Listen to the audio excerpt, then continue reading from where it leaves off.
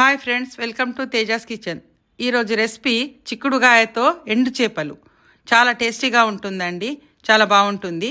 వెళ్దాం రండి. స్టవ్ వెలిగించి బాండి పెట్టుకొని తగినంత ఆయిల్ వేసుకొని, ఆయిల్ వేడెక్కాక తాలింపు గింజలు, జీలకర్ర, ఆవాలు, కొన్ని మెంతులు వేసుకోవాలండి. మెంతులు ఎందుకంటే అండి టేస్టీగా ఉంటుంది, హెల్త్కి కూడా మంచిదండి.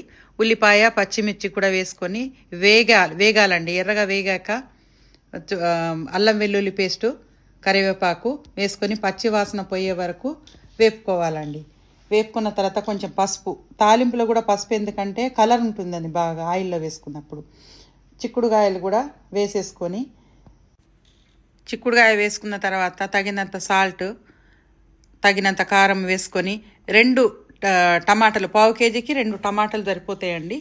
2 టమాటాలు కట్ చేసుకొని వేసుకొని మూత కలుపుకొని మూత పెట్టేసుకోవాలండి. మూత పెట్టుకున్నాక మూత మీద గిన్నెలో కొన్ని వాటర్ పెట్టుకొని పెడితే ఏంటంటే కర్రీ అడగంటకుండా ఉంటుందండి.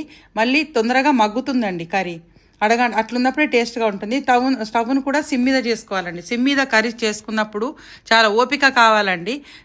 స్టవ్ మీద సిమ్ మీద పెట్టినప్పుడు చాలా లేట్ అనుకుంటాం, కానీ చాలా టేస్టీగా ఉంటాయి కర్రీస్. అట్లున్నప్పుడు కొంచెం అడగంటుతుందండి. కొద్దిగా వాటర్ వేసేసుకొని చిక్కుడుగాయ ఉడికిందా లేదా అని గింజలు చూసుకోవాలండి. ఉడికినాక తర్వాత కొంచెం కలుపుకుంటూ ఎండు చేపలు వేసేసుకోవాలండి. దగ్గరకు వచ్చినప్పుడు ఎండు చేపలు వేసుకొని ఒక 5 నిమిషాలు సిమ్ మీద పెట్టి మూత పెట్టేసి కొంచెం మగ్గియాలండి. మగ్గించిన తర్వాత కొంచెం ధనియాల పొడిలో అండి నేను జీలకర్ర, కొంచెం మెంతులు వేసి పట్టుకుంటానండి. చాలా టేస్టీగా ఉంటాయండి కర్రీస్. కలిపేసుకొని కొద్ది కసూరి మేతి వేసేసుకొని కలిపి మూత పెట్టుకోవాలండి.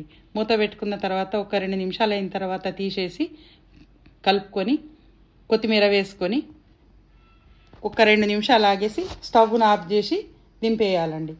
చూడండి ఎంతో రుచికరమైన, ఆ స్మెల్తోనే మనకు తినాలనిపిస్తుంది. దాంతోపాటు జొన్న రొట్టె కాంబినేషన్ చాలా బాగుంటుందండి. అన్నంలోకి కూడా బాగుంటుంది.